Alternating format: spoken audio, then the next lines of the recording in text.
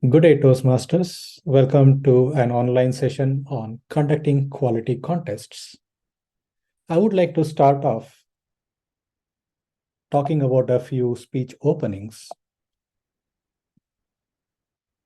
Let's see if we can remember this one. Friends, Romans, countrymen, lend me your ears. If literature comes into your mind, yes, this is from Shakespeare's Julius Caesar, published in 1599. This is Mark Antony's speech during the burial of Caesar. The next one is a way lot easier, and if you don't get it, it's going to be difficult. 4 score and 7 years ago. Think you already know which one this is. 4 score and 7 years ago, our fathers brought forth on this continent a new nation, conceived in liberty and dedicated to the proposition that all men are created equal. This was Abraham Lincoln's Gettysburg Address delivered at Gettysburg, Pennsylvania on November 19, 1863. The next one is a little difficult. Try it. Sisters and brothers of America, it fills my heart with joy unspeakable to rise in response to the warm and cordial welcome you have given us. This is Swami Vivekananda's opening speech at the World Parliament of Religions in Chicago, Illinois, on September 11, 1893. Another famous one, in this grave hour, perhaps the most fateful in our history, I send to every household of my peoples, both at home and overseas, this message spoken as if I were able to cross your threshold and speak to you myself. If you have seen the King's speech, yes, Britain's King George VI declaration of war address over the radio on September 3rd, 1939. The last one is way simpler. 5 score years ago, a great American in whose symbolic shadow we stand today signed the Emancipation Proclamation. Yes, this is the Martin Luther King Jr.'s I Have a Dream speech delivered on August 28, 1963 at the Lincoln Memorial in Washington, D.C. What do all these speeches have in common? If you have observed them, they're all great speeches. All great speeches take time and effort to prepare. All great speeches need plenty of practice. And all great speeches need a great audience. Okay, but where do you start? Your Toastmasters Club is a great point to start giving your next great speech. You can develop your speech, start off with your club. Is that enough though? You would think you have a better option when you enter a contest. Contests provide excellent venues to practice your next great speech. After all, if you can compete against others, you will know how good you are or how to refine your speech. The way to conduct quality contests is to start with club. The club hosts meetings with quality speeches. Unfortunately, exceptional speeches do not get highlighted outside of the club. Contest provides a venue for members to showcase their speeches, and with a fair panel of judges, the best speech get elevated to the next level. All of this takes a lot of time and preparation, and that's what we are here to discuss about. This is broken into 5 parts. The contest preps, rules, and contest chair is held by Toastmaster Laura Anderson. Contestants preparation is held by Toastmaster Gil Smith II. Chief Judge and Judges part is held by Toastmaster Nate Anderson. Timers and ballot counters is held by Robert Goodlow. And the results part is held by myself, Subramani Swaminathan. Now, over to Laura Anderson.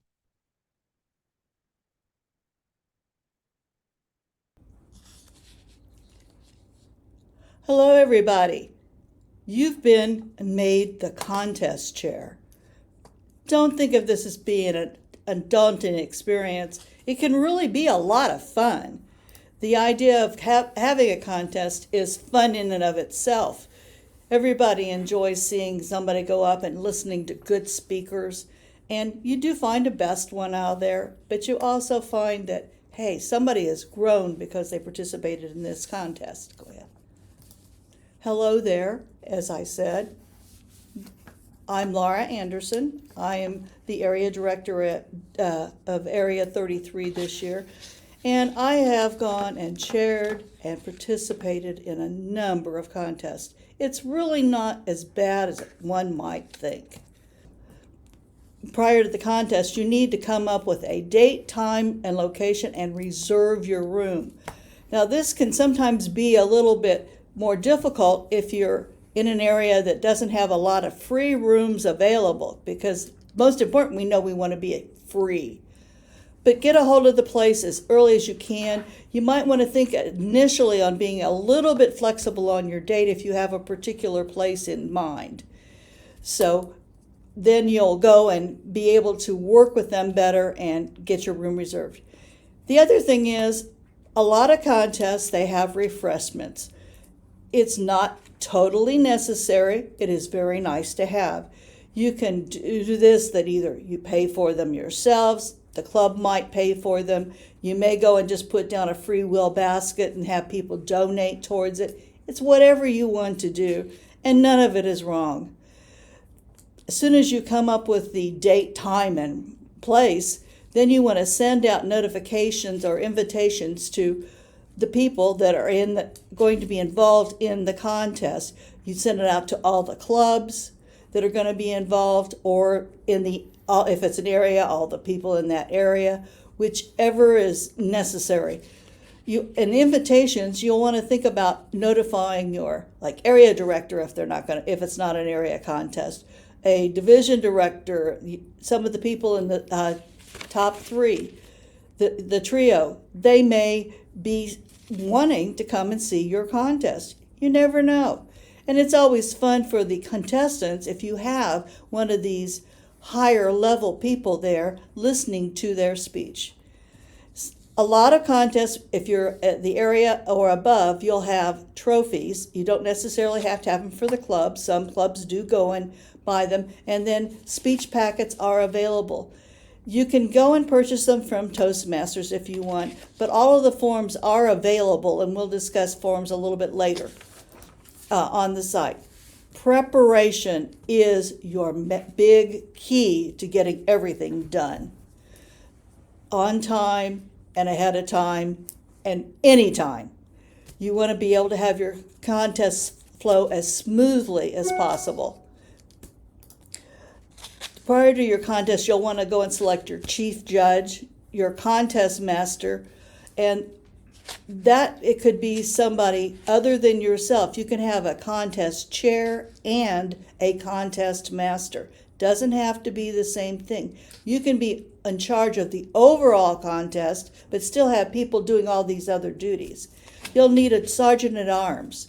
And if you're having any kind of a hybrid meeting, you'll need a Zoom master, or if you're even a virtual meeting, and then you need a target speaker if you're having an evaluation contest. We're not doing that this year, so that's one you don't have to worry with, but if we were, that would be something else to do. The next thing you'll want to do is check the eligibility of the contestants.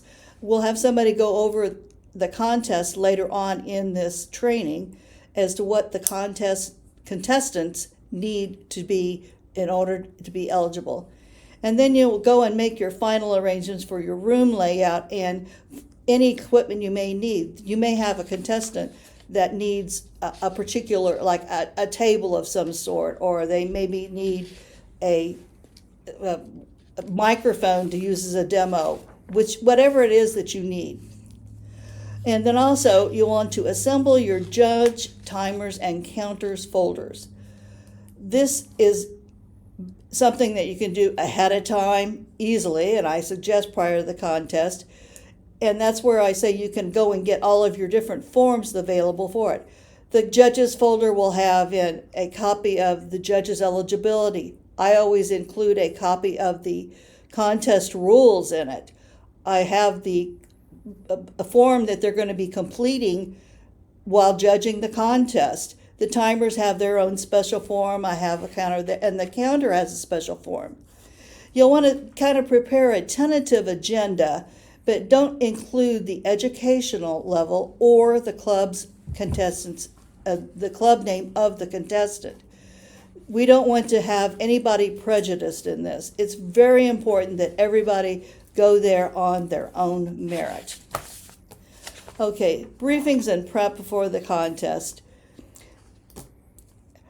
Make a final room arrangement such as set up the timing device, stopwatch. If somebody's using their cell phone, that works as well or better. Timing cards, and if you have a regular timing machine, that's great, but always make sure you have timing cards as a backup in case you need them. You'll need a lectern, you'll need a flag, and you may even need a microphone. And then at the time of the contest, you want to verify that you have the presence of 7 judges and a tiebreaker judge. This is a person who goes and completes a ballot that may or may not be used. If there is a tie for a particular position, the tiebreaker judge's ballot will then be counted. You want to have probably 2 counters and the chief judge, 2 timers, one is kind of a backup, and your sergeant-at-arms, and usually a minimum is 1, but if you have several doors, you may want to think about having more. And then you also want to verify that all your contestants are there. And as a note, the judge should be appointed by the chief judge in advance of the contest. That way they're prepared they can get themselves prepared. There will be a presentation here on the judges and what they need to do the day of the contest. You want to make sure your final room set up with the timing device, the watches, and all that stuff is all done. The contestants need to obtain from them biographic information on the contestants and the target speaker if it's an evaluation contest. And then for the interviews later, you'll draw the speaking order, review the timing light or card procedures and the timer's record with the timers and with the time levels with the speaker. And you'll want to, again, review those contest qualifying requirements and what you need to do if you want to protest or if somebody is disqualified. Evaluations, a contest, you want to give, there's a specific evaluation form that is given to the contestant. It's basically a white sheet of paper that they can write their notes on.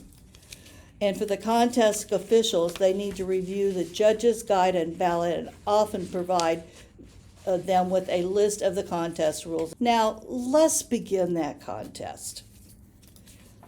The contest master will call to order and provide an invocation or pledge if it's used. That's not required necessarily. And they welcome guests and introduce any kind of district officers if they're present or other kinds of people that are of some importance. You'll introduce the chief judge who will explain the contest rules and introduce the chief timer who will then be giving the timing rules and demonstrate the timing device that they are using. If it's cards, they'll just go through the cards. If it's an electronic device, they'll show which way it works. And then the contest master will provide the speaking order and introduce the first contestant. The contestant is always introduced by speaker name, speech title, and speaker name. That's it. We do not give anything extra. And when the person finishes their speech, we will go and be giving a minute after the speech ends for the judges to be able to mark their ballots. Now, in the final stages of the contest, after the final contest speech, you want to direct the judges to finalize their ballots and make sure that they are signed. They cannot be counted if they're not signed. I'm sure in the judge's briefing, the person giving that will tell you to sign it as soon as you get it. That way it is signed. And you want to allow as much time as needed for them to finish their ballots. This can actually take longer than the normal minute that you've allowed between the interviews. Now, at this time then, after the judges and the ballot counters, or after the ballot counters and the chief contest chair and chief judge go off to have the ballots counted, there will be an interview of each contestant. And the interviews will last approximately 60 to maybe 90 seconds. We don't want to go into a complete life history. And with each one of them, you will be presenting them with a certificate of participation. This is something you can prepare ahead of time so that it's printed out. I also, at the same time, prepare a winner of the contest certificates so that everybody wins first place, everybody wins second place, and everybody wins third place if you are allowed to have a third place. And that way, whoever the contestant is, you can just pull out that particular one and discharge with the others. At the conclusion of the contest, you'll collect the results from the chief judge. They will give it to you. You'll be announcing the winner. It's recommended that you announce in reverse order, like give the third, first, or second, depending on the number of people. Explain how the top finishers will go on to the next level. And then you want to present the award as either a certificate or a trophy to the top finishers. A lot of people do not give the certificate if they give the trophy. Some of them give both. That's up to you as to what you want to do. So, and then you definitely want to thank all the contestants and everyone who helped out with the contest. And for everybody that came, I mean, they took a lot of effort to come and be able to come to your contest and get themselves enriched by all that wonderful speaking that was done.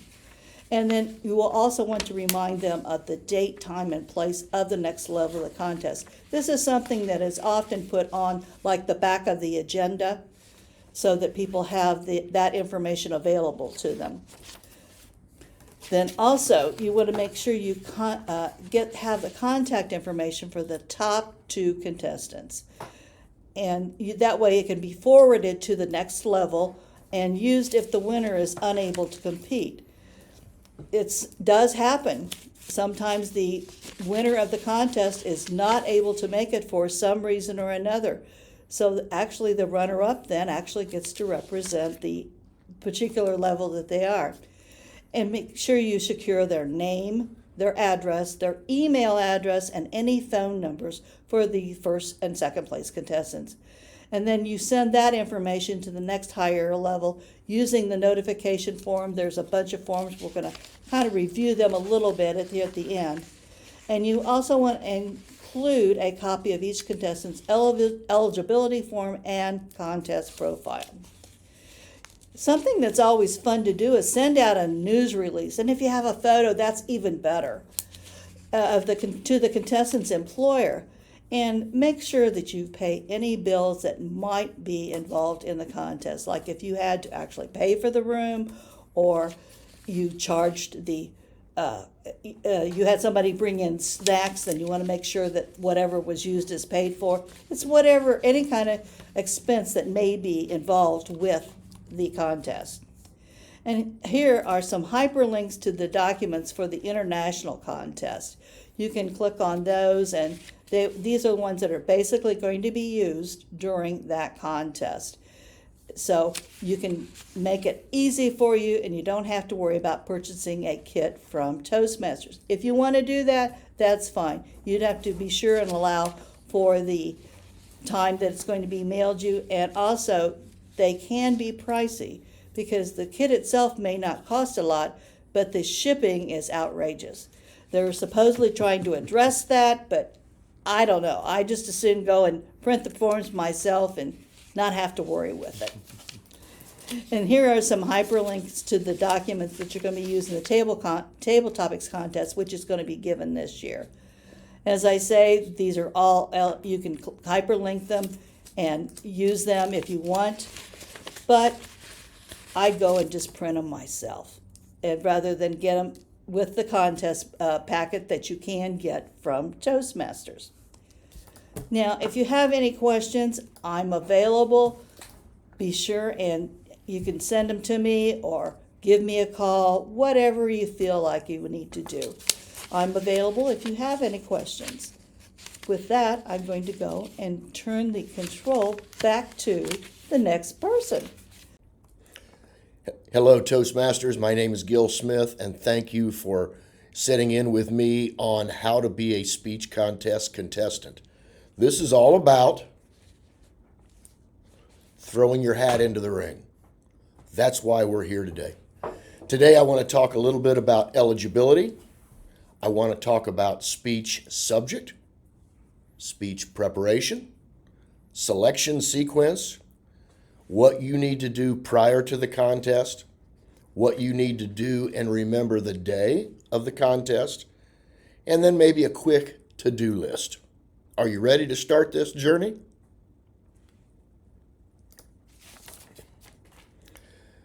A paid member. To be eligible, you must be a paid member of Toastmasters International. The club must also be in good standing. I don't know if you're aware of this, but if a club fails to renew at least 8 members per session, they're no longer a real club. So you need to make sure that not only your dues are paid at every level of the contest, but you must also make sure that your club is in good standing and has all of their dues paid. Further, you need to make sure that you maintain eligibility throughout all levels of the contest. Our contests this year coming up, the area levels are going to be in January. The district is going to be in April. So they're right in the middle. There is a dues payment that will be due. So you need to make sure that all those dues are paid by you and by the club. And if you have dual membership, you must make sure that your dues are paid in that club that you'll be representing. First of all, eligibility. Here's the bottom line. Some members can participate in the international contest, and some simply will not be able to. In order to participate in the international speech contest, you must either be a DTM in the old legacy program, or you must have completed 2 levels of any path within the Pathways program. Further, no district officers can compete. Past district officers, immediate past district officers, may not compete. Incoming district candidates may not compete. So you need to make sure that if you're going to get involved in this contest, you need to really make sure that you read through the speech contest rule book. This should be your Bible so that you know every step of the way and in every area what needs to be done. Also, if you're a member of more than one club, you can compete in all the different club contests and get yourself some extra practice. Bully. But you may only compete in one area contest. And going back again, remember those requirements to compete in the international speech contest. Must have completed 2 levels of Pathways or be a distinguished Toastmaster in the old legacy program. This slide here really speaks to speech subject. The subject of the international speech contest, the humorous speech contest, and the tall tale speech contest must be selected by the contestant. They need to select their own. In the table topics contest, which is coming up here in December and January all the way through April, in the table topics contest, the contest chair is the person who selects that speech subject. Obviously, in a table topics contest, we'll talk a little bit more about this, but each contestant gets the exact same question, and they have their 2 to 3 minutes to answer. In the evaluation contest, there are only oral evaluations. Those are the only things that count as far as the judges and the judges' ballots. The judge wants to hear what you say to that speaker so that they know how to complete their ballots. So in international, tall tales, humorous, you must select your subject yourself. In the table topics contest, that's selected by the contest chair, and nobody knows what that subject is until you're addressed, standing at the door. This slide really speaks to speech preparation. I think this is interesting because referencing and quoting a highly recognizable person, to me, is a very powerful way to end your speech. But please read this a step at a time. Contestants must create their own speeches. You may use up to 25% of other information in quotes, in paraphrasing, in referencing, but anytime you use someone else's information, you must give them credit. Those references must be identified. A quote is a terrific way to wrap up a speech. I highly recommend it. But you must specify who that quote came from. Contestants must not reference any other contestants of that exact contest. It just seems like it's unfair for me to reference another Toastmaster in the same contest. You're allowed to reference past speakers. You're allowed to reference people in past contests. For instance, the international speech contestant several years ago, Verity Price. She gave a great speech talking about writing and crafting her own book. Verity Price would be a great person to quote and to reference, but you may not reference another contestant in your contest. It's against the rules. All contestants must certify that their content is original. You'll see down here at the bottom of this slide, Speaker's Certificate of Eligibility and Originality. There's an actual form in the packet that you must read through, you must sign off on, you must fill out, and your signature down at the bottom of that Certificate of Originality and Eligibility, that certifies that you yourself, that's a signed contract. You are certifying that your content is original, you haven't stolen it from anybody, and that your speech is qualified to compete.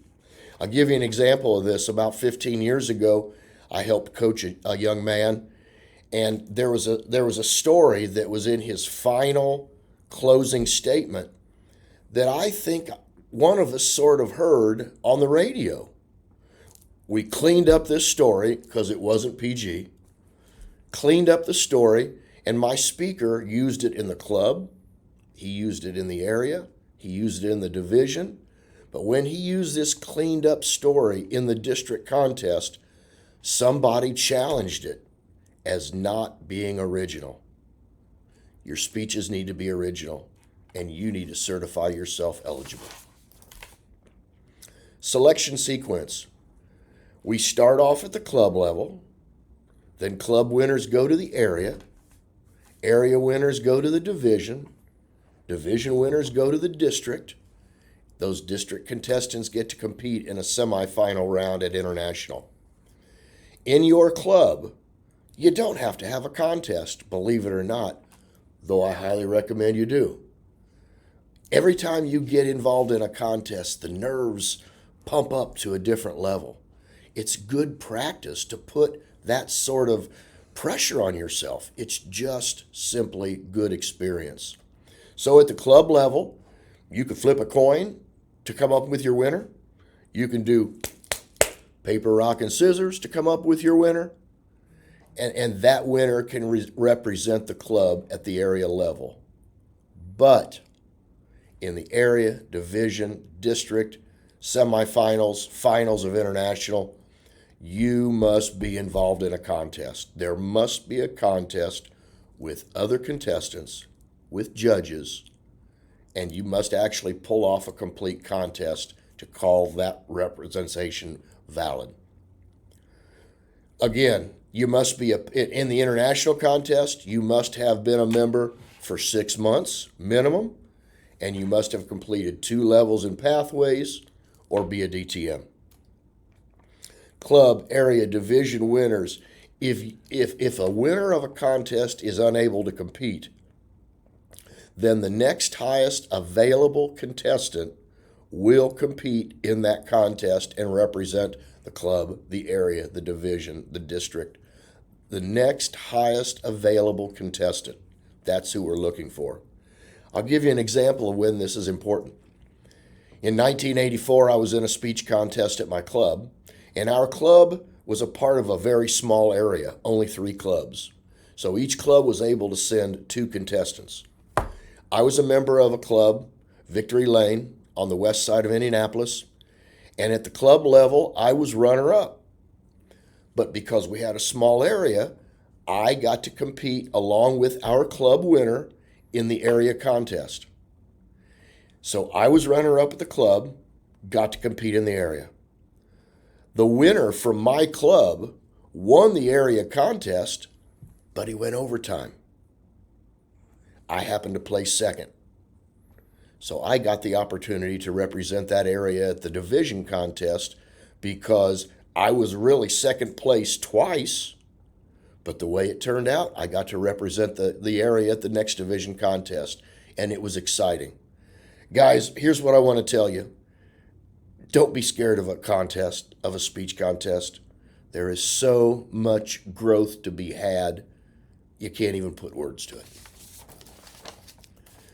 Contestants prior to the contest.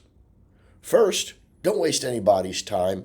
Make certain that you are eligible to compete. Make sure that you have the time in.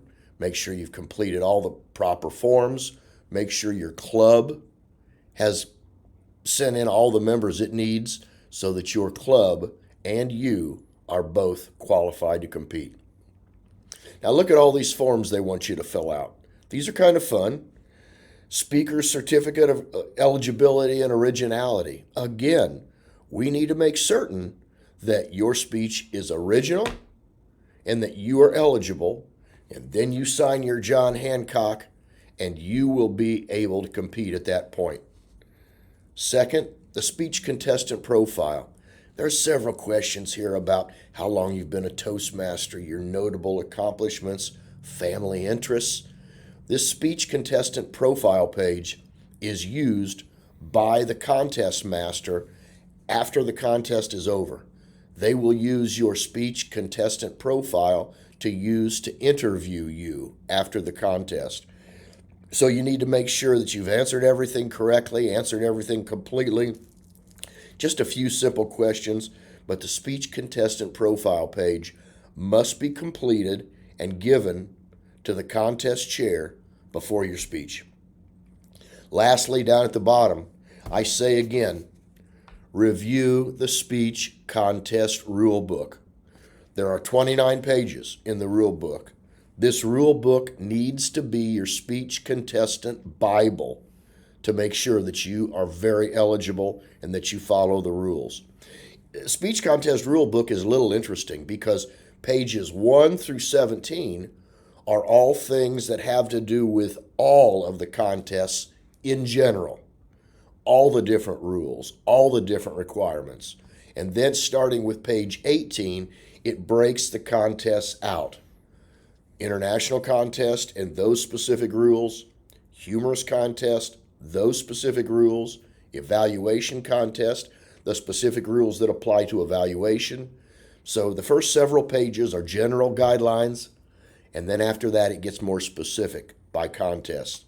The speech contest rule book needs to be your Bible. If you're going to compete, start reading through it now. All right, so now that we've come to the exciting part, because now we've come to the day of the contest. When you arrive at the contest, I recommend early. The first thing that's going to happen is that you're going to have a briefing or a meeting with the contest chair.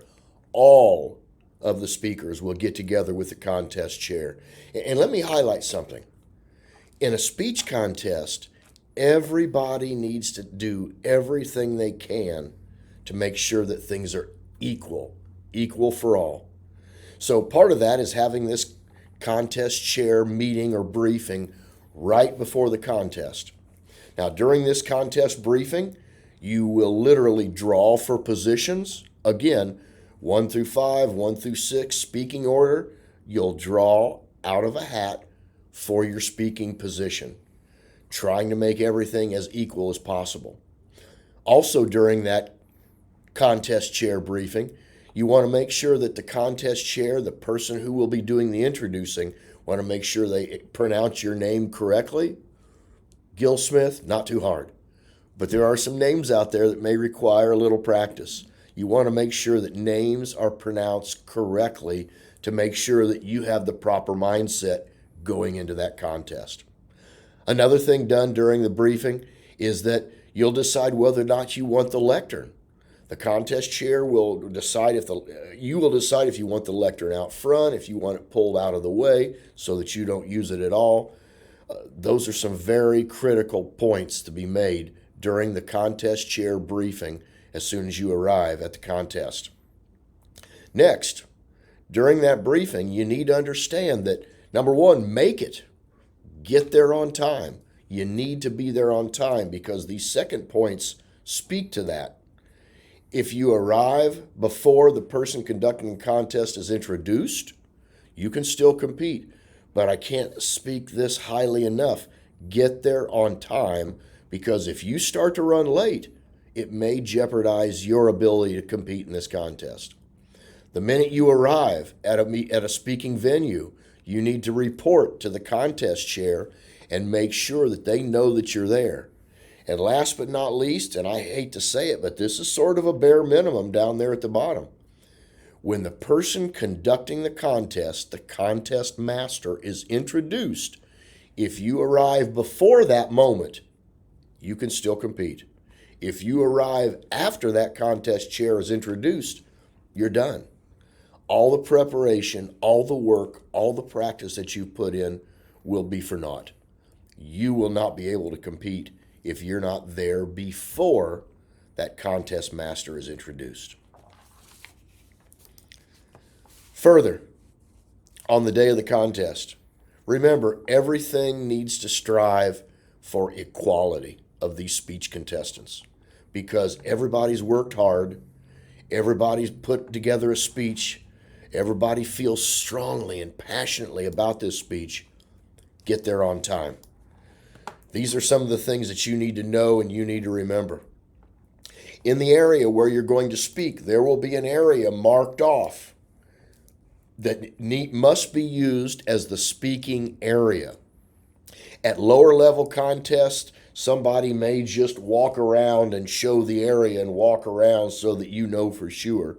When you get up to some of the higher level contests, they might actually put tape on the floor so that there can be no question, and you must speak within that speaking area. All speakers must speak within that speaking area.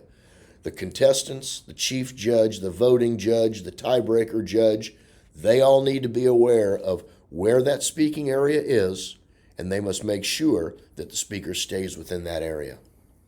Next, lectern and podium. Do you use one? Do you not use one? As a contest speaker, I can promise you that if you use the lectern in your club contest, that's fine. But if you're serious about this contest, I highly recommend by the time you reach the next level, reach the area, no lectern. You need to get out there and wing it, and you need to give it your all with both barrels to make sure that you're putting the best foot forward for yourself and for your club that you're representing. If amplification is necessary, there must be a fixed mounted microphone as well as a portable microphone. Might well be a lapel microphone that just clips on the top of your shirt jacket. But everyone must be given time to work with that microphone and make sure that they're comfortable with it. Microphones can be tricky. There have been contests, and I've been responsible in the past for accidentally not turning on the microphone when I gave it to somebody to speak. That's a problem. The louder someone is, the more they're going to be able to be heard. If equipment is available, contestants must have access to it prior to the contest. And you yourself are responsible for making sure that if there's any setup of props, of everything in the speaking area, you need to make sure yourself that it's the way you want it to be. Props, lectern, etc. Use of props and electronic devices. You may use them, but the contest chair needs to be aware of any props that you're going to use. They need to know what you're going to use, how you're going to use it to some degree, and they need to make sure that it's set up properly for you. But actually, it's you that needs to make sure that it's set up properly. You may ask someone in the room to set up your props or get things in order for your speech, and I highly recommend that you do that, because having been a contestant in the past, I know I don't need to be running around here and setting things up. I need to get my mind straight to participate in this contest. One other thing about the Table Topics contest, and I think this is exciting. The Table Topics topic in a contest, and we have a contest coming up come December, January of this year. That same topic is given to all speakers. You say, how can that happen? Well, I tell you how it happens. At the beginning of the Table Topics contest, all contestants, except the first one, leaves the room. No contestant is able to hear that Table Topics contest subject until they walk into the room, stand at the door, and they're given the exact same topic, standing in the exact same position by the exact same contest master, so that they can step to the lectern and address that subject. No advanced knowledge, no electronic or digital or other devices allowed in that Table Topics contest. You just get the contest topic, step to the front, and you give your very best 2 to 3 minute table topics. So obviously, each contestant leaves the room. Again, I go back and say, I've mentioned this is my third time, but the speech contest rule book needs to be your speech contest Bible in this situation. These are some of the things that you need to do. You need to write, prepare, rehearse your speech yourself. That's for the international, the humorous, the tall tales. It's up to you to rehearse this speech yourself. You might even want to go to one of the Pathways outline worksheets to build your speech. You can build an outline on one of those worksheets. But here's the other thing. When it comes to preparing your speech and rehearsing your speech, I'm big on giving my speech in every single room of my house. Not only in every single room, but in every single side of the room of my house. When I'm in a contest, by the time I get to the area, I will have given my speech a minimum of 100 times, 5 or 6 to my own club. It's interesting, a few months ago when I was in a contest, I fine-tuned, I rehearsed, I prepared. I had 22 versions of my speech. Every time I changed one word, every time I adjusted something just a little bit, every time I wordsmithed that speech, I had another version in my laptop. So start the outline, get some thoughts and ideas together, turn that into a manuscript, revise as necessary at every single level until you have the speech exactly the way you want it. When you speak in a room, when you practice in a room, you're going to have photographs on the wall around you. I recommend that as you look at those photographs, you practice looking eyeball to eyeball with the people in those photographs. That will help you practice looking at eyeballs of your audience. Again, in front of a mirror, in every room of your house, in every side of your house, small. You know, it's kind of funny when you give your speech in the bathroom, but I've given my speech in the bathroom just to make sure that I was as comfortable as I could be when it came to actually preparing and delivering the speech in my contest. Work your tail off. Tail wasn't the word that I had in my original manuscript, but we cleaned it up so that we could be PG. Work your tail off. I highly recommend a speech contest. I've been involved in several. I believe that everything I am as a good speaker, I owe to being involved in speech contests. You need to do it, because that sentence down there at the bottom, the harder you work, the more you will grow. That's as simple and plain as it gets. if you're getting into this contest to grow and improve, work your tail off. It will be worth it when it's all over. You get out of it exactly what you put into it. Work at this speech contest. It's been a pleasure to share a few of my thoughts about contestant activity, contestant preparation, how to do it, why to do it. Please enroll in the next speech contest. You get out of it what you put into it.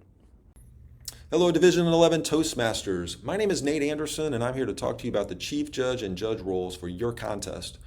We've had the opportunity to hear about what a quality contest looks like, what the contest chair's role looks like, and just how integral they are to a successful contest, and also the contestant and what they need to do to prepare themselves to have a successful contest as well. Now for the judging section, the chief judge and judge roles, we're going to break it up into the general procedure in terms of how many voting judges, the eligibility rules, and spend a lot of time on the chief judge, what they do before, during, and after a contest, as well as the judge themselves. And we'll look at a couple trainings that are available on the Toastmasters site for both being a judge as well as completing the judge's ballot for a contest. So let's get started. Now, one thing I want to mention, as you'll see throughout my presentation, within the PowerPoint, I'll be clicking on some blue hyperlinks. Now, you can't click on those right now as you're watching this video, but if you have the PowerPoint opened up in presentation mode, on those particular slides you'll see it, you can click on that blue hyperlink and it will directly take you to the Toastmasters site for that particular document or that particular training we'll be going through. So let's get started. Now, the general procedure for the judges is that we want to have at the club level at least 5 voting judges as well as a tie-breaking judge. So you see the officials that make up a contest are obviously the contest chair, the chief judge, and again those 5 voting judges and a tie-breaking judge. And we like to have 2 counters and 2 timers unless it's obviously impractical. At the area level, we want to have an equal number of voting judges from each club that's in the area, or at least a minimum of 5 voting judges. Everything else being equal as the club level. At the division level, we want to have an equal number of voting judges from each area that are within the division. In this case, we want to have a minimum of 7 voting judges. And again, a contest chair, chief judge, a tie-breaking judge, 2 counters, and 2 timers. Looking at the eligibility rules, and we're speaking right now about the chief judge, voting judge, and tie-breaking judge. At the club level, you just need to be a paid member. At the area, division, and district level, however, you want to be a paid member for 6 months at a minimum. You also need to have completed levels 1 and 2 in Pathways. Now, there is a little caveat. If you were a Toastmasters member prior to Pathways and you had completed at least 6 speeches within the Competent Communicators Manual and haven't yet completed levels 1 and 2, you would also then be able to be a chief judge, a voting judge, or a tie-breaking judge at an area, division, or district contest. All the other official positions just need to be a paid member. Now, something that's new this year, you'll notice on the bottom bullet point, is for those that are candidates, again, candidates for leadership at the district level for next year, next July 1st. Now, if you're a candidate, you're ineligible to be a contest official at an area, division, or district contest. It's fine at the club level, but again, if you're a candidate to be on the leadership team, this next coming July 1st in 2024, you'll be ineligible to be a contest official at an area, division, or district contest. Now let's look at the chief judge. Prior to the contest, the chief judge is going to appoint the judges, counters, timers, and the secret tie-breaking judge. Now, one thing about that tie-breaking judge, we want to make that discreet and not letting anyone know who that tie-breaking judge is. It's someone you can certainly approach on the side prior to the contest, and you want to hand them the tie-breaking judge ballot prior to the contest. But again, that's someone that's not known to anyone else, and we really want to keep all the judges in that particular case a secret, so to speak, so that folks don't really know who the judges are, especially the presenters. We want to ensure that all the judges have received the judge's certification of eligibility and the code of ethics. And I'm going to walk you through that here in just a second. We also want to make sure, and this is something I think is very important as the chief judge, let's get those rule books and all the necessary forms to the appropriate officials on your team. just so they have time to review it, look it over, and have questions. You don't want the first time for them to see these documents as being the morning of, 20 minutes, 30 minutes before the contest during the briefing. I would really highly recommend that you get those in their hands much, much sooner. Now, let's look at the judge's certification of eligibility and code of ethics. This is the form. Again, the hyperlink takes you directly there, so you can print it off if you'd like. Obviously, the name of the contest, whether it's an international table topics for this year, contest level, whether it's the club, area, division, or district, and the date of the contest. Again, you want to read through the eligibility that I just went through in terms of levels 1 and 2 of pathways and so forth. And then also read through the code of ethics, make sure that they understand they're going to be upholding the Toastmasters core values. And very, very important to read through that, and then also print your name, put your member number, what district you're within, and sign and date this form. Also, the day of the contest, right prior to the contest, we're going to have a briefing, and you want to ensure that all of the forms from the judges, those certifications of eligibility and the code of ethics, have been returned. Now, it's fine to get those earlier, so again, emailing those out earlier. If folks have the opportunity to scan and email it to you, I think you'll sleep a lot better the night before knowing you've gotten your forms in before the briefing. But that's where you at least want to make sure you've got those collected during the briefing. Now, this briefing is going to be obviously with the voting judges, the tie-breaking judge, as well as the counters and timers. At that point in time, you should be able to receive from the contest chair the list of the contestants in order, and so we'll want to fill out the ballots as well as the timer sheets and the ballot counter sheets to get those on there ahead of time. And during this briefing, you're going to instruct all the voting judges to sit close to the contest area, somewhere near the podium, near the lectern, and then want to then review the guide and ballot sheet with those voting judges. Now we'll take a peek at just the international contest ballot for a second. Zoom out a little bit, and so you can see here pretty easy to understand in terms of we're going to fill out in order the contestants along the top, and these are the content. And we're going to have some information here after I'm speaking with a training from the Toastmasters site that's going to get a lot of detail of how to be a judge and how to effectively judge these areas: the content section, the delivery section, and the language section. At the bottom here, once you've tallied up your numbers, you'll get a totals here at the bottom for your contestants, and you'll want to take the top 3 and list them here in order, number 1, number 2, number 3, in terms of the one you feel as gets first place, or the number 1, 2nd, and 3rd. And that's what you're going to tear off and put in an envelope. I would provide an envelope or have one provided so that you can take those envelopes with the counters and get started on the counting. So that's where the judge will fill this out, sign it, and print their name. Now the table topics will look very similar, just going to have a little bit different content and criteria, as you can see. But the format is the same as far as. Now, also during the judge's briefing, the chief judge will want to provide and review the counter tally sheet with the counters, as well as the speech contest time record sheet with the timers. Again, we're going to take a peek at both of those documents here with the hyperlink. As you can see, pretty self-explanatory. We're going to have the judges' names listed to the left, the contestants listed at the top. You obviously want to put them in order if you can, but it's not necessarily that important. Each counter is going to have their own document, and then also we want to have the chief judge complete one as well, just to be a check and balance, so to speak. And we're going to tally up those numbers. So on those ballot sheets that are put in the envelopes from each judge, you'll see them listed as far as the contestants. So the one that gets first place, so you're basically going to be putting 3s, 2s, and 1s in these boxes based upon which contestant each judge had getting first, second, and third. And at the bottom, you'll tally those up. And obviously, the contestant with the most points is going to be your first place winner, and so forth. Pretty self-explanatory there. And then we'll take a look at the time record sheet for the timers. Again, pretty simple here. We're just going to list those contestants in order once they are announced, and then their timing here. And we're just going to have a lot more detail after me. We've got a section on the timers and the ballot counters, but we also have a training session that's going to talk a little bit about that just after me here. So stay tuned for that.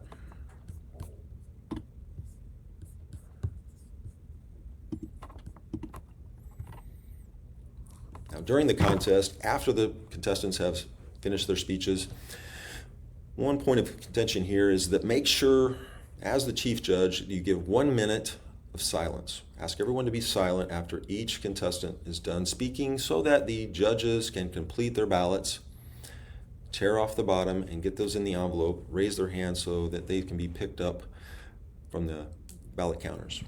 They're going to collect all the ballot counters, and then the actual chief judge will pick up the tie-breaking judge's guide and ballot, as well as the time record sheet from the timers. Will then remove themselves from the room. That can be done obviously in person, or if this is being virtually done, obviously that can be done virtually as well for those that are attending virtually.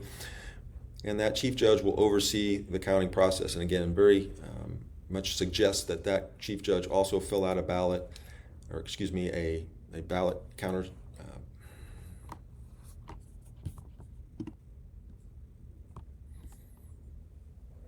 Now, the chief judge during the contest, after each person has finished their speech, we want to ask for 1 minute of silence so that the judges can complete the ballot and tear off the bottom and put the ballot in an envelope and be collected by the ballot counters. Now, after all of the speeches are completed, we're going to have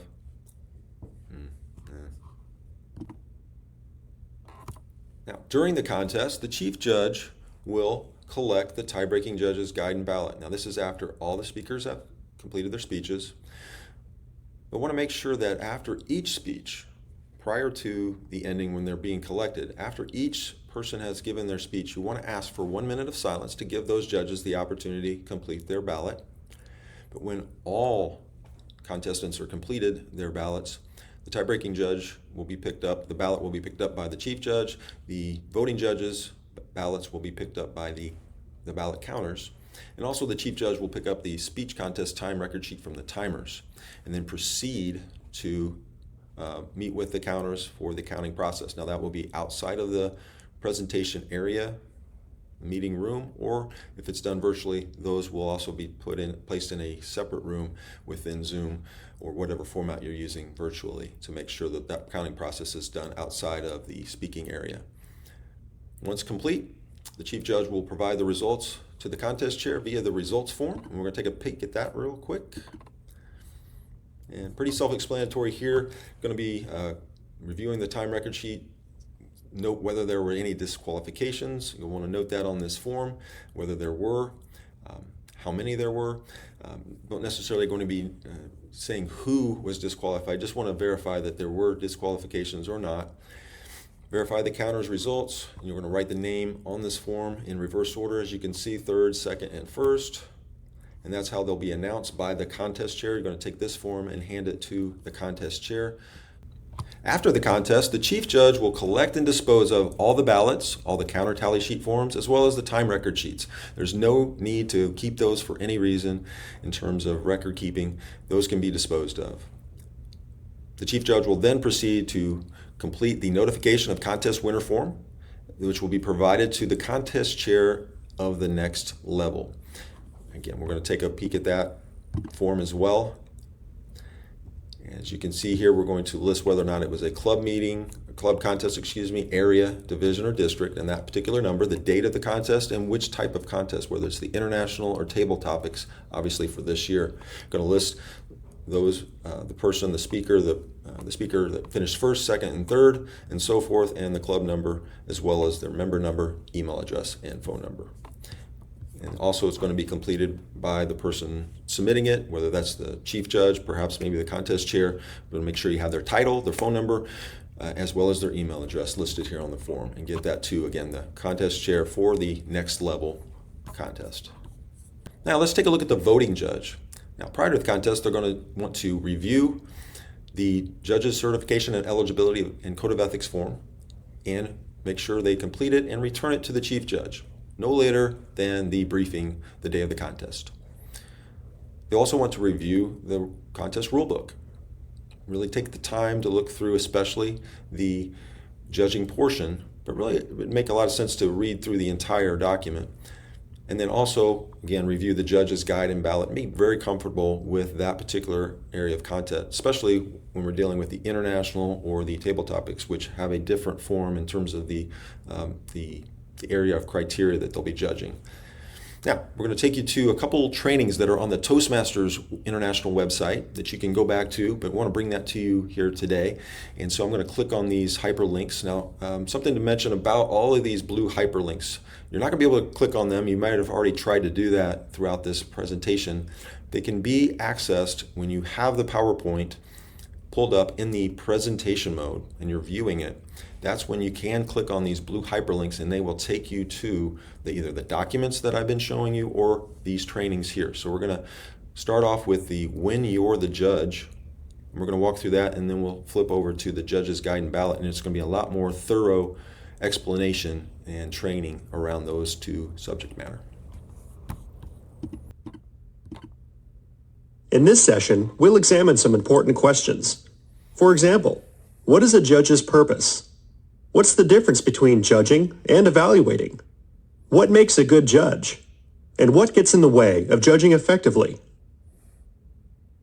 A judge's purpose is to select the speaker who has given the best speech on that day. An evaluator appraises a speech by measuring the speaker's presentation against his or her purpose, and then advises the speaker on how to improve the speech. As a judge, your responsibility is not to evaluate. Judges' decisions are confidential.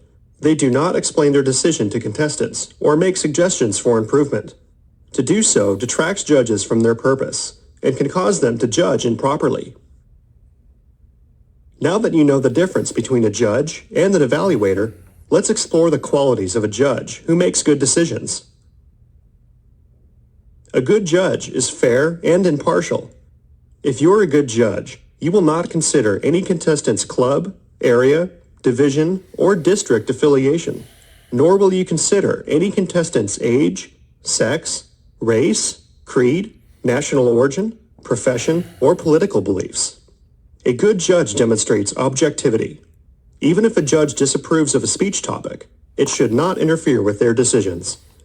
A good judge is accurate and dedicated to making correct decisions. In this session, we'll examine some important questions. For example, what is a judge's purpose? What's the difference between judging and evaluating? What makes a good judge? And what gets in the way of judging effectively? A judge's purpose is to select the speaker who has given the best speech on that day.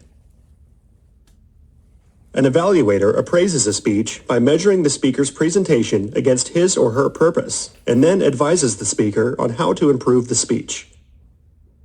As a judge, your responsibility is not to evaluate. Judges' decisions are confidential. They do not explain their decision to contestants or make suggestions for improvement. To do so detracts judges from their purpose and can cause them to judge improperly. Now that you know the difference between a judge and an evaluator, let's explore the qualities of a judge who makes good decisions. A good judge is fair and impartial. If you're a good judge, you will not consider any contestant's club, area, division, or district affiliation, nor will you consider any contestant's age, sex, race, creed, national origin, profession, or political beliefs. A good judge demonstrates objectivity. Even if a judge disapproves of a speech topic, it should not interfere with their decisions. A good judge is accurate and dedicated to making correct decisions. In a speech contest, this means filling out judging forms correctly and adding points carefully. When you are a judge, you want to make sure you are familiar with the judge's guide and ballot, which includes specific judging criteria. A good judge is trustworthy too. They realize that contestants, contest officials, the audience, and Toastmasters International have entrusted them with the responsibility of selecting the best speaker. As a good judge, you will live up to that trust. A good judge is knowledgeable. They know the current contest rules and use the most recent version of the Speech Contest Rulebook. If you are a good judge, you'll study the contest rules before the contest, and you won't make any exceptions to them as you judge the speeches. Are you a good listener? If you're a good judge, you are. Good judges listen carefully to each speaker.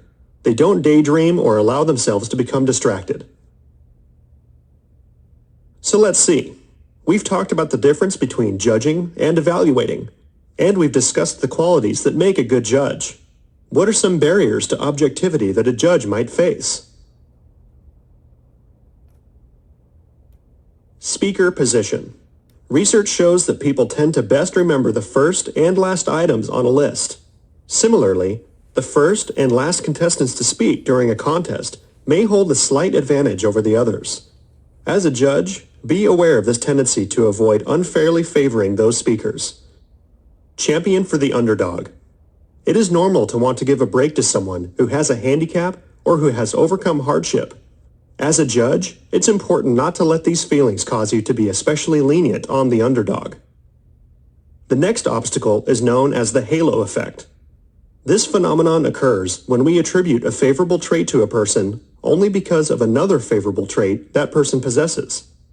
For example, Joe is dynamically delivering his speech. Therefore, his content is really good. Well, wait a minute. Is Joe's content good, independent of his delivery? Be careful to correctly identify what you judge. Also, watch out for the reverse halo effect. Here's an example. Sandra has questionable grammar. Therefore, her speech is weak. Now, Sandra may split her infinitives, but does she speak to her audience effectively? Second time around.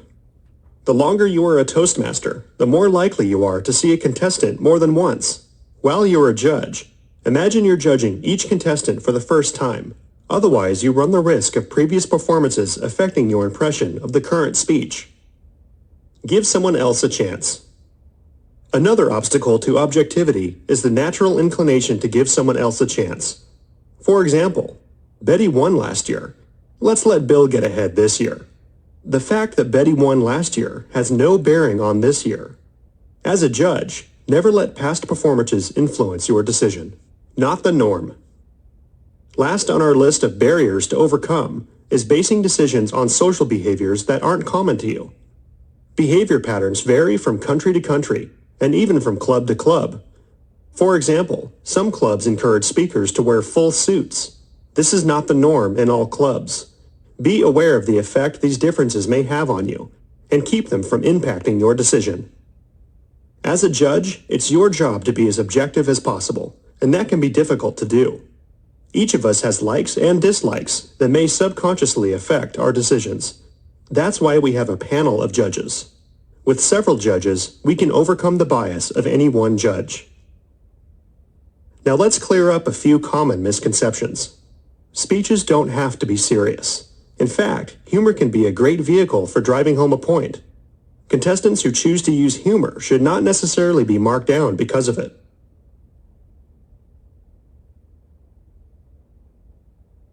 Another misconception is that speeches must be motivational or inspirational. This is not true. Contestants may give any type of speech they wish. Now that we've discussed what is permitted, let's go over what is not. Contestants can be disqualified if they do not meet the eligibility, timing, and originality requirements. Eligibility involves being a paid member of a club in good standing. Depending on the contest type, additional education requirements need to be completed. Review the Speech Contest Rulebook for eligibility requirements. It is also important to remember that eligibility must be maintained at all levels of the contest. All speeches delivered by contestants must conform to the timing guidelines for that specific contest type. For example, international and humorous speeches must be 5 to 7 minutes in length. A contestant will be disqualified if the speech is less than 4 minutes 30 seconds or more than 7 minutes 30 seconds. The judge's guide and ballot does not include a space for speech time. Timing of speeches is the sole responsibility of the timers. Judges are not permitted to time the speeches and will not consider the possibility of undertime or overtime when judging a contestant's speech. Prior to announcing results, the contest chair announces if time disqualifications occurred, but does not announce the name of the contestant or contestants involved. As a speech contest judge, you determine whether or not a contestant's speech is substantially original. This is no simple task. So what makes a speech substantially original? 25% or less of the speech may be devoted to quoting, paraphrasing, or referencing another person's content. Any quoted, paraphrased, or referenced content must be identified during the speech presentation. No speech should be taken entirely from another source. Now, let's say you suspect that a contestant's speech is unoriginal. What can you do? You are allowed to protest. Any protest shall be lodged with the chief judge or contest chair prior to the announcement of the winner and is limited to eligibility and originality. Before a contestant can be disqualified on the basis of originality, the contestant must be given an opportunity to respond to the voting judges. Once the speaker has left the room, the judges hold a vote. If the majority vote to disqualify the speaker, the contest chair is responsible for notifying the contestant before announcing the winners. All decisions made by the judges are final. Congratulations! You've just completed Session 2 of the Speech Contest Training Module. In this session, we'll move to the practical side and discuss how to use the Judge's Guide and Ballot. Let's get started. The Judge's Guide and Ballot is laid out in two parts. The top part will help you decide the winner and will not be given to the counters. The bottom portion is the official ballot. It will be given to the counters and must be complete, showing 3 different names for first, second, and third place, and your signature as the judge. If it is not complete, the chief judge will discard the ballot. Everyone develops their own system for making decisions. There is not one accepted method for filling out the Judge's Guide and Ballot. When the speech is finished, use your notes to enter the point values for each category on the ballot. This way, you're not overly influenced by one category and you can focus on the speech instead of on the ballot. When points are totaled, determine who you have ranked first, second, and third.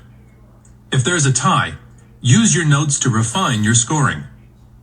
Remember, speech contest judges must always break their own ties when submitting their choices for first, second, and third places. Here's an idea to prevent prior speakers from influencing the current one. Write the names of the speakers in the top row. With each new speech, fold the ballot to hide the previous speaker's scores. The more you serve as judge, the more comfortable you'll become. In the meantime, let's get familiar with the ballot itself. You'll notice there are 3 basic judging categories: content, delivery, and language. The first category, content, is worth 50% of the speech points. It determines the quality of a speaker's message, its development, effectiveness, and value. When you think about the development of a speech, keep in mind its structure, organization, and support material. Is the speech structured with a clearly defined opening, body, and conclusion? Is the purpose clear and well defined? After considering the development, think about effectiveness, taking care to focus on the speaker's achievement of purpose, the audience's interest, and the speech's reception. How does the audience react? Is the subject matter relevant to the audience and occasion? Is the subject matter clear to the audience? Then, think about the speech's value, noting the speaker's ideas, logic, and original thought. Does the speaker have something to say, a clearly defined message? Does the speaker's message contribute to the listener's knowledge and stimulate their thinking? Okay, since the content category is worth 50% of the points, you're halfway through. The second category to judge is the delivery. Delivery is about the way the content of the speech is presented, and it represents 30% of the points of the speech. Delivery is both physical and verbal. Consider the physical delivery. Focus on the speaker's appearance, body language, and use of the speaking area. Does the speaker look neat and appropriate? Do the speaker's gestures have purpose and complement the speech's message? Do the speaker's facial expressions match the emotional side of the message? The second aspect of delivery is voice. Consider the speaker's flexibility and volume. Does the speaker's voice have a good quality? Does the speaker's voice modulate to show feeling and emotion? Is the speaker's volume adequate? Are words spoken with clarity, or are they slurred and indistinct? The final aspect of the speaker's delivery to focus on is manner. Pay close attention to the contestant's directness, assurance, and enthusiasm. Does the speaker believe in the message? Is the speaker clear and confident in sharing the message? Does the speaker speak with and convey enthusiasm for the message? How are you doing so far? Just one more category left: language. The language category is about the speaker's word choice and grammar and counts for 20% of the speech points. Within the language category, you'll consider both appropriateness and correctness. First, think about the appropriateness of the speaker's language. Focus on the appropriateness of the language to the speech's purpose and the audience being addressed. Does it fit the speech, audience, and occasion? Does the language promote understanding of the message as the speaker intended? Along with appropriateness, think about the correctness of the language. Here, we're focusing on the speaker's grammar, pronunciation, and word selection. Are the speaker's grammar, pronunciation, and enunciation good? Is the contestant's diction or word choice effective? Does the speaker's language reflect study and preparation? Congratulations! You've just completed session 3 of the speech contest training module. As you can see on this slide, we have hyperlinks to the documents we've been discussing throughout this section. So an easy access for those that are interested in having the documents for the chief judge role, judges, timers, ballot counters. This is for the International Speech Contest. Most of them are the same document. There are a couple differences, and you'll see on the next slide for the table topics, there are specific judge guide and ballots for table topics, as well as the tie-breaking judge guide and ballot. So it makes it easy access to, again, remind you, in order to access these, you can't click on the presentation you're watching right now because it's not in the PowerPoint form. But if you pull up the PowerPoint presentation, put it in PowerPoint presentation mode, and go to these slides, then you can click on the blue hyperlink and it will take you directly to those documents on the Toastmasters site. I want to thank you for taking the time to listen to the chief judge and judge roles, and we're moving on to the ballot counters and the timer section. Hey everyone, my name is Robert Goodlow. I'm a DTM member of the LCC Toastmasters Club, and we're going to talk about, so let's just start off about rule eligibility. When dealing with the club, the area, and the division, there are going to be appointed 2 timers and two counters for this actual role. These both are appointed by your chief judge, which is appointed as well. The only deviation from this is at the club level, you don't necessarily have to have 2 timers and 2 ballot counters if it's not practical, meaning if you don't have enough members to suffice this rule, or there's not enough volunteers or attendees at that time. So this is the only time this rule can be changed any bit. Moving forward, for eligibility, timers and counters must be paid active members of Toastmasters. The last rule that sort of has came in that's been a pivot is the district leadership candidates. So for July the 1st, 2024, if you have been a candidate for a district leadership role, you are ineligible to be a contestant official at the area, division, and district levels. Again, next July the 1st, 2024, if you have been a candidate for district leadership, you are ineligible to be a contest official at the area, the division, and the district level. You can also reference the contestant rule book. We have those asterisks below. The contestant rule book is available at toastmasters.org. If you're not you can't find it there, you can ask your area director, your division director. We can easily get you that information.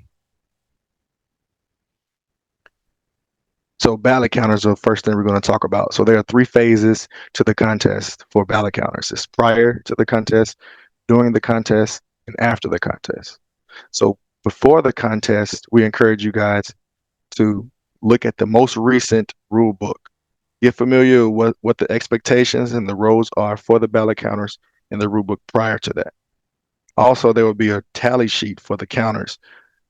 Come privy with what's expected out of the tally sheet. What are the rules? Are there any expectations? Are there any exceptions to these rules? And this will all be done from your chief judge. So before the contest, you'll get briefed from your chief judge. And your chief judge will answer any questions, make sure you're eligible, make sure the contest runs smoothly. This is the time and the point where you want to get through any misunderstandings, get any clarification on any B clause, any statement that doesn't make any sense, anything that may be ambiguous. You want to get that clarification here before proceeding into the contest. I urge you to get those questions answered during the briefing before the contest. The next phase we move is into the contest. So the ballot counters do not come into effect till all of the contestants have spoken. So after all of the contestants spoken, the judge will indicate that the evaluation has been complete, and they will retrieve the actual ballots from the judges.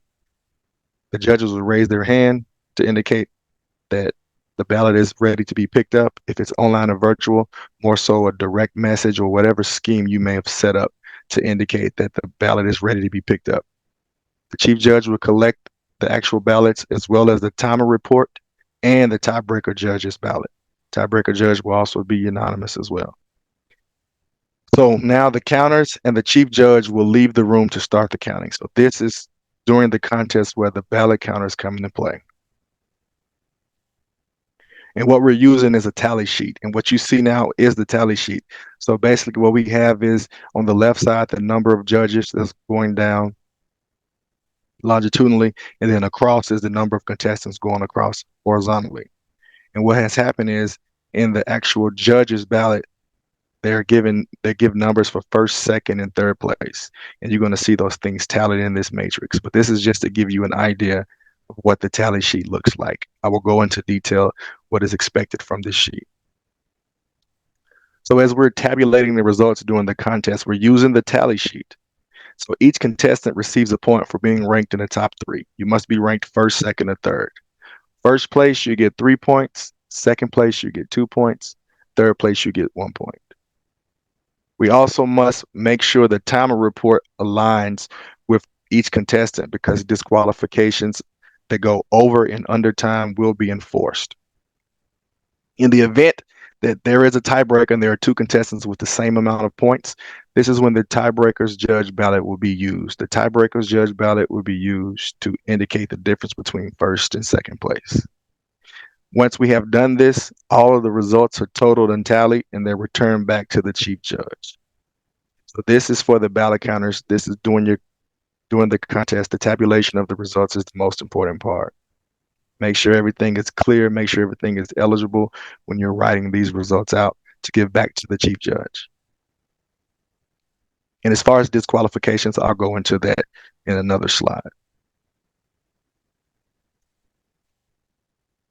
So now that ends ballot counters. We're moving forward next with the timers. So prior to the contest, it's important for the timers to do the same thing. You need to look at the judge contest rule book and become aware and understand the roles, the responsibilities of this role. There's also a timer record sheet and instructions that you will also become privy to before the actual contest starts. Same concept. The chief judge will also brief you as well of your understanding what should happen prior to this contest. And this is where you also ask questions, get any clarifications, any misunderstandings out of the way, so you can perform to the best of your ability for the timer counter. Now, the timer's a little different. So we have 2 individuals that have been appointed. One is for a stopwatch and one is for a signaling device. So you must become familiar with whichever role you're doing. So one timer will have a stopwatch. Become familiar with the stopwatch and its capabilities. Where's the stop, the start, the clear? Make sure there's batteries in it. Give it a test run to make sure it's running, because you would hate for it to stop working during the contest. As well as the signaling device individual. Whatever signaling device you're using, make sure they're clear, make sure they're not ambiguous, two-tone, color-toned, whatever that is, make sure that it's clear and precise before you move forward. The signaling device is what you're going to use to indicate to the actual contestant where they are with their time, and it must be in field view of the contestant throughout the whole contest once the signaling starts. There is an exception. If you are visually impaired contestant, you are permitted to request a different signaling method of your choosing. This will be identified before the contest. It could be a word, a phrase, a sound, whatever you're comfortable with. That would be chosen and agreed with before the contest with the chief judge. Make sure, if you are visually impaired, to get those things in proper order before the contest so there isn't any confusion. This is what the timer recorder sheet looks like. So it's very basic. We have just the contestants on the left side. On the right side, we're looking at minutes. Second column, we're looking at seconds. And this is from the stopwatches timer, which is the official time. So again, the timers, during the contest, we're going to use the timer recorder sheet to record the times. The stopwatch device timer will record the official time. We will exclude fractions of seconds. That is not important. It is just the main minute and the main second, not the milliseconds. The signal device timer will ensure that the contests are able to view the signals at all times. And there will be 3 colors that are designated for signal detection: green, yellow, and red, outside of the exceptions for visually impaired individual contestants. So again, signal detection for the device is green, yellow, red. Stopwatch is the official timer. So we're still doing the contest for the timers. We talked about the indicators for green, yellow, and red, or if you visually impaired, there's a different method of your choosing. When we're dealing with these signal indicators, they must be visible to the contestant at all times. During this year, we're doing the International Speech Contest, which is 5 to 7 minutes. We're also doing the Table Topics Speech Contest, which is 1 to 2 minutes. Now, within this 5 to 7 minute speech, this is the allotted time. There are disqualifications that will be implemented. If the speaker speaks under 4 minutes and 30 seconds or over 7 minutes and 30 seconds, they will be disqualified.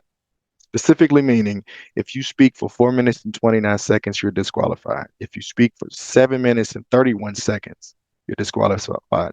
If you speak for 7 minutes and 30 seconds with 59 milliseconds, you're not disqualified, because remember, fractions are excluded in the timer report. So the first indicator is the green indicator. At 5 minutes, you hold up the green indicator, or you choose the signaling method for your visually impaired, and that stays held up from 5 minutes to the 6 minute indicator. At the 6 minute indicator, you switch over to yellow, and that yellow indicator is held up from the 6 minutes to 7 minutes. Once you hit 7 minutes, you switch to the red indicator. That red indicator is held up at the 7 minute mark until the speaker stops. Remember, there is no indicator for disqualifications if a contestant goes under or over time. The only individuals that would know that are the timers, the chief judge ballot, the chief judge. The next speech is a table topic speech, which is allocated time from 1 minute to 2 minutes. If you speak under a minute, you're disqualified. If you speak over 2 minutes and 30 seconds, you're disqualified. Again, 59 seconds, disqualification. 2 minutes and 31 seconds, disqualification. The green indicator goes up at a minute and stays up for a minute to a minute and 30 seconds. Once you get to the minute and 30 second mark, the yellow card comes up from a minute and 30 seconds to 2 minutes. Once you hit the 2 minute mark, you put the red indicator up, and it stays up until the speaker stops, because there's no indicator when a person goes over time for disqualification. And that's iterated again. No signal should be given for speeches under or over allotted times. Now, in the event there is a technical failure with the stopwatch or with the signaling device, the contestant is allowed 1 allotted time of extra 30 seconds to be added that would not be penalized. After this, the chief judge will come and collect the timer report. The chief judge will leave with the ballot counters to the room, and the timer report will be used in association with the tally report from the ballot counters to identify who is appropriately winning the first, second, and third place. So both of these roles are tandem roles that play huge factors. Both information is needed in order to identify who successfully and accurately moves on to the next level of contest that's ranked first place. Our next topic we're going to talk about is the contestant results. We now look at the contest results. There are a few forms that need to be submitted to the contests, but before that, we need to go through the speech rule book. This might have been already accounted for in other parts of this presentation, but it is important enough to be highlighted once more. The contestant rules are updated every year, and not having the right rules might have the contest on the threat for disqualification. So the contest master should be familiar with the current rules. Some of the contest forms that are required before the contest begins are the speaker certification of eligibility and originality, the speech contestant profile, judge's certification of eligibility and ethics, the counters tally sheet, and the timer record sheet and instructions. The speaker certification of eligibility and originality is given by each speaker to the contest master. This lists if the speaker is eligible and also declares the originality intent by the speaker. The speech contestant profile is used in order to conduct the interview that happens after the speech contest is held and before the results are announced. Judge's certification of eligibility and ethics is given by individual judges to the chief judge. This also certifies that the judges are able to perform their duties correctly and that they know the rules. The counters tally sheet is given to the counters in order to keep track of the scores, and the time record sheets and instructions are given to the timers, and this will come into play only when there is a disqualification. There are two sets of forms, one for the international contest and one for the table topics contest. The judges' guide and ballot forms for the international contest are different from the judges' guide and ballot forms for the table topics contest because the grading rules are different. And similarly, the tiebreaker judges form for the international contest is different from the tiebreaker judges form for the table topics contest. So essentially, each set of contests gets its own set of forms, and the only things that are different between the two contests are the judges' guide and the tiebreaker judges' guides. At the end of the contest, the results form is given to the contest chair. This is used to declare the winner. And the notification of contest winner form is given to the next level contest chair. For example, the area contest chair will give the notification of contest winner form to the division contest chair, and the division contest chair will pass it up the chain to the district contest chair, and so forth. All of these forms are required to hold a successful contest. The certificates are one important thing. It's always better to have the winner certificates and participation certificates printed in advance because they will not have time to have the certificates printed at the venue when the contest is going on. Have the winner certificates printed ahead of time. Have all levels of the winner certificates printed ahead of time. That way you can discard the ones that are not needed. If there are less than 5 participants, do not use the third place certificates. The participation certificates are given to all contestants, and the winner certificates are given to the winners on the level that they have accomplished. In the end, thank you for attending this session. I hope this has been as informative to you as it has been informative for us to present it. Thank you for your time.